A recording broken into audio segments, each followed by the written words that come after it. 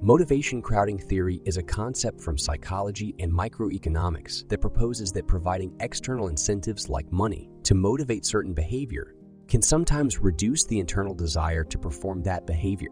Contrary to neoclassical economics that suggests greater motivation leads to better performance, crowding out can result in diminished performance. This idea, first proposed by Richard Titmuss in 1970 and later named crowding out, by Bruno Frey in 1997, suggests that financial rewards can paradoxically lead to a decrease in performance, while studies on this theory have shown mixed results. Notably in the area of blood donation, many psychological and economic studies support its existence. The typical research study on the crowding out effect requires participants to perform tasks either for payment or no payment. A decrease in overall interest in and willingness to complete a task when the payment incentive is removed typically verifies the crowding out process. This is because it indicates that the initial motivation for the task that existed when no compensation was offered has been overshadowed by the motivation based purely on payment. A 2020 study, which reviewed over 100 tests of the motivation crowding theory, further found that payment boosts performance on tasks that are intrinsically enjoyable. However, removal of payment once it's expected can lead to worse performances than if no payment was offered initially. In the 1950s, studies on operant conditioning and behaviorism suggested that external rewards should lead to increased tendency towards the rewarded behavior, especially if given immediately. This led to the adoption of incentives as motivational tools in professional and educational settings. Standard economics also suggests that external incentives should make the rewarded behavior more desirable, and hence more frequent. Yet, Titmuss argued, and Deci later confirmed in the early 1970s, that the addition of incentives can sometimes reduce the rewarded behavior since certain actions can inherently provide their own reward. The investigation of the crowding out effect has analyzed a diverse range of behaviors, including routine task completion, problem solving, favors that benefit society, creative endeavors, and more.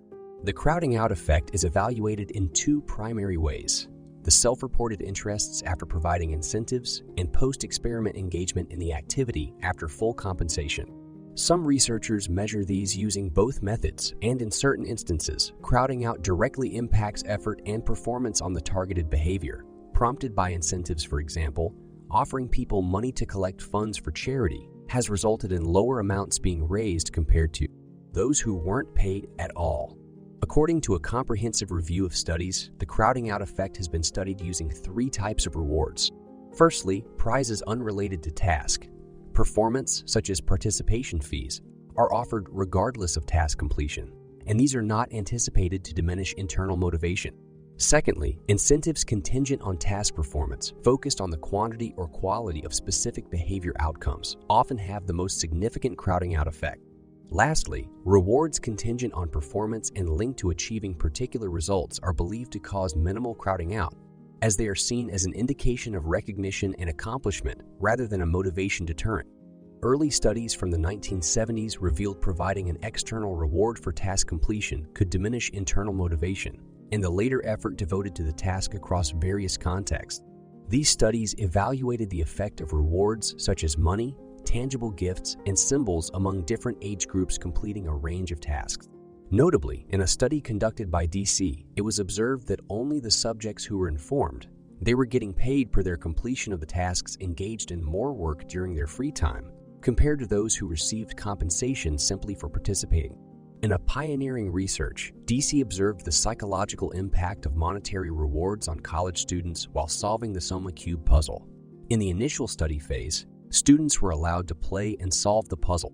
In the second phase, as the experiment progressed, half the students were offered $1 for each solved puzzle, while the control group was not in the third phase. Even though the participants weren't paid, they were secretly observed regarding their behavior towards the puzzle during their free time. The findings showed that those paid in the second phase were less likely to play with the puzzle during free time. Deci later affirmed his findings by conducting a follow-up study which concluded that verbal praise as a reward for task completion doesn't dampen the enthusiasm as a money reward does. While studying the high school students, Kruglansky and his team realized that the promise of a reward reduced students' creativity and interest in the task compared to those who were not offered any incentives. Similarly, Lepper and his team noted that children who were offered rewards for drawing eventually lost interest in the activity after receiving the reward, compared to those who were not offered any at all. This crowding out effect is not limited to only positive incentives. Economic studies have revealed that even negative disincentives, increasing penalties for instance, can result in a decrease in law obedience and worker productivity. DC and Ryan proposed the cognitive evaluation theory, according to which it is not just the reward, but people's interpretation of the reward that influences their motivation. They argue that rewards may be perceived as either controlling behavior or an acknowledgement of competence when perceived as controlling. The reward replaces the intrinsic motivation for conducting the behavior. However, if viewed as a sign of recognition or achievement, it inspires additional effort without suppressing the motivation thus. The potency of an extrinsic incentive in crowding out motivation is dependent on whether it is perceived as controlling or as acknowledging achievement. Behavioral theorists have attempted to explain the effect of crowding out by attributing it to the value placed on societal praise linked to certain actions. According to such theories, the actions we generally think of as driven by innate motivation may actually be those that elicit significant social appreciation. Dickinson believes that societies tend to applaud these behaviors since they seem unattached to individual gain, for instance. If someone helps another person, the act is commended because there's no apparent self-serving motive involved. As such, an external reward for these acts may reduce the societal approval. According to Dickinson, and if the social appreciation lost outweighs the tangible reward, the choice to perform that act may decline. So, what initially emerges as crowding out of intrinsic motivation can actually be interpreted as alterations in societal perception and rewards. There's also an argument suggesting that utility functions can be created to understand crowding out. For instance, Benabau and Tirole propose that this effect can indeed happen if an individual's desire to perform an action is based on three incentives: intrinsic motivation, extrinsic intention, and image. Signaling concerns in the context of asymmetric information or uncertainty, rewards can act as valuable indicators. If the person granting the reward, the principal, allegedly knows more about the job than the agent, who is the executing person, the provision of an external incentive can imply a lack of trust. The principal might consider the task too unpleasant for completion without incentives or may not trust the agent's innate motivation. Whichever the interpretation, the agent perceives the job in a negative light and therefore needs extra encouragement. This perspective also suggests that crowding in could occur under certain circumstances. For example, if a task is poorly valued by the agent, an unusually high incentive could signal to the agent that the task holds more value than they initially perceived. The presence or lack of extrinsic motivators can also indicate an agent's intent to perform an action. If agents care about maintaining an altruistic image, extrinsic benefits could discourage them from tasks that might suggest non-altruistic motives. This view aligns with research indicating that the impact of crowding out is more significant when extrinsic motivators are publicly known compared to when only the agent is aware of them.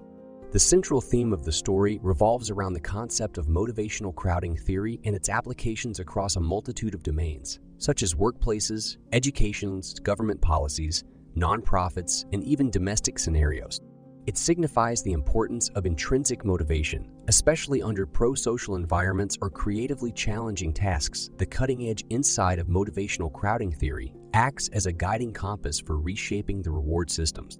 Empirical evidence suggests that incentives can often counterproductively diminish motivation, effort, and overall output. These revelations hold true across demographic categories of children, college students, adults, and professionals, based on comprehensive studies conducted in both controlled and real-world settings. This undesired reaction to incentives, sometimes referred to as crowding out, manifests in various situations like teachers' performance, based pay, transient employees' response to commission, based remuneration structures, donations to charities, and students' academic achievements. Amassing such compelling evidence has drawn economists' attention, prompting them to advocate for an overhaul in incentive and performance. Linked payment systems utilized by governments and voluntary-driven charitable organizations